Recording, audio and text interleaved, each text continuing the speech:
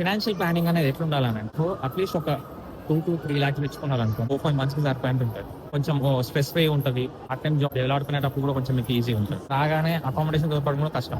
కొన్ని సార్లు అకామిడేషన్ దొరకకపోతే మీరు పీజీస్‌లో వెళ్ళొచ్చు. పీజీస్ అంటే పేయింగ్ గెస్ట్. సో ఇట్లాంటి దగ్గర కొంచెం కాస్ట్‌లీ ఉంటది. ఈ అకామిడేషన్ నేను 2 టైప్స్‌గా చేస్తున్నా ఇప్పుడు.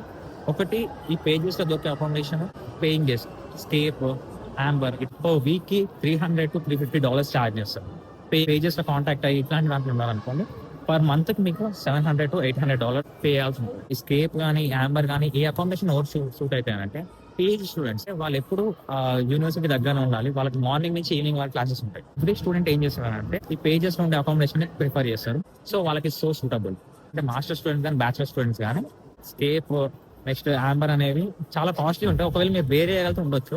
కాకపోతే చాలా మంది ఇంటర్నేషనల్ స్టూడెంట్స్ ఏం చేస్తారంటే ఇల్లు మొత్తం లీజ్ తీసుకొని పర్ మంత్ వాళ్ళకి $700 to $800 పడుతుంది. Master student bachelor student prefer చేస్తారు. సిటీలో ఉండాలి, ఎప్పుడు సిటీ కొంచెం వైబ్ ఉండాలనుకుంటే మీరు అకామిడేషన్ తీసుకోవచ్చు.